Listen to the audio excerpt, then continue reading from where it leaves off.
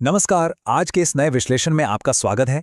आज हम एक ऐसे इंसान की बात करने वाले हैं जिनका नाम आते ही संघर्ष और प्रेरणा की एक पूरी तस्वीर आंखों के सामने आ जाती है। जी हां, हम बात कर रहे हैं मोहनदास करमचंद गांधी की।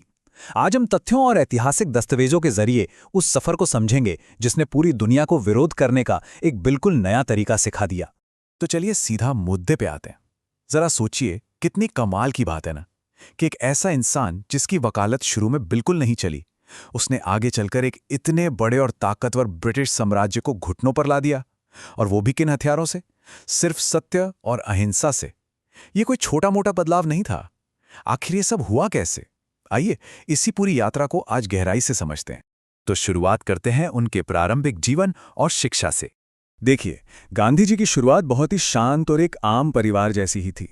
2 अक्टूबर 1869 को पोरबंदर में उनका जन्म हुआ।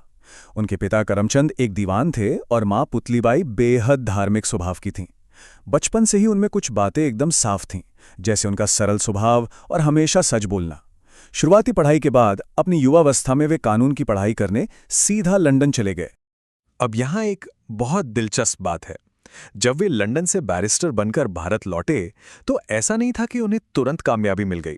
सच कहूं तो उन्हें वकालत के पेशे में बहुत संघर्ष करना पड़ा और कोई खास सफलता उनके हाथ नहीं लगी। उनका करियर एक तरह से रुका हुआ सा था। लेकिन फिर एक केस के सिलसिले में उन्हें दक्षिण अफ्रीका जाना पड़ा और बस यहीं से पूरी कहानी पलट गई। और यहीं से शुरू होता है दूसरा अध्याय, दक्षिण अफ्रीका और उनके संघर्ष की शुरुआत। साउथ अफ्रीका का वो सफर उनकी जिंदगी का सबसे बड़ा टर्निंग पॉइंट बन गया। वहां उन्हें जिस भयानक रंगभेद का सामना करना पड़ा, उसकी कल्पना करना भी आज मुश्किल है। एक बार तो उन्हें चलती ट्रेन से सिर्फ इसलिए बाहर फेंक दिया गया क्योंकि वो एक भारतीय थे।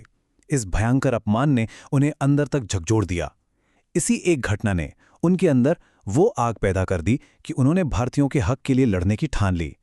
और जानते हैं उस कड़े संघर्ष से क्या निकला? एक बेहद ताकतवर विचार, सत्याग्रह। अगर इसे आसान शब्दों में समझें तो इसका मतलब है सत्य और अहिंसा के रास्ते पर चलना। अन्याय से लड़ने के लिए बंदूक या हिंसा की नहीं, बल्कि सत्याग्रह को सबसे बड़ा हथियार बनाया गया था। दक्षिण अफ्रीका में ही इस बिल्कुल नए और अनोखे तरीके की नींव रखी गई थी। चलिए अब बढ़ते हैं भारतीय स्वतंत्रता आंदोलन में उनके सक्रिय नेतृत्व की ओर। साल था 1915। ये साल भारतीय इतिहास में बहुत अहमियत रखता है क्योंकि इसी साल गांधी जी हमेशा के लिए भारत लौट आए और आज़ादी की लड़ाई में पूरी तरह से कूद पड़े। उन्होंने सिर्फ बंद कमरों में राजनीति नहीं की, बल्कि वो सीधा किसानों और मजदूरों के बीच गए, उनकी जमीनी समस्याओं को समझा और उनके लिए एक बहुत ही बुलंद आवाज उठाई। बहुत जल्द उन्होंने देश में बड़े बड़े जन आंदोलन खड़े कर दिए। चंपारण सत्याग्रह, खेड़ा सत्याग्रह और फिर असहयोग आंदोलन। एक के बाद एक हुए इन बड़े आंदोलनों ने देश की आम जनता में एक नई जान फूंक दी।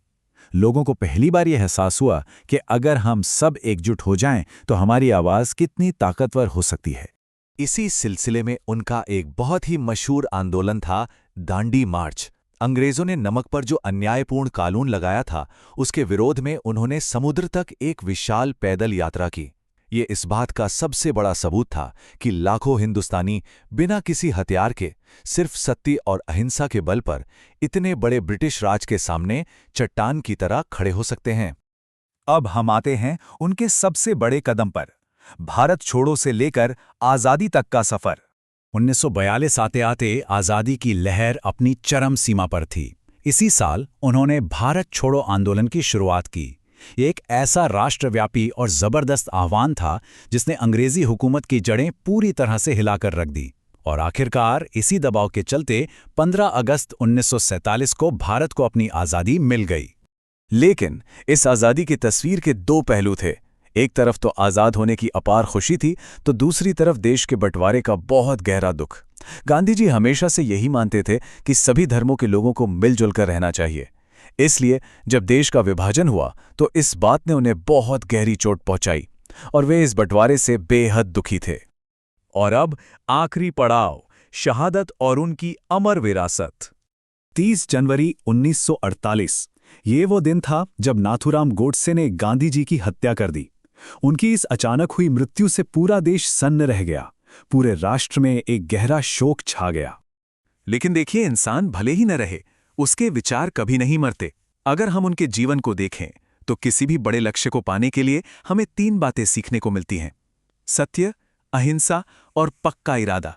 गांधी जी का पूरा जीवन हमें यही सिखाता है कि इन 3 चीजों के दम पर दुनिया का कोई भी मुश्किल से मुश्किल लक्ष्य हासिल किया जा सकता है।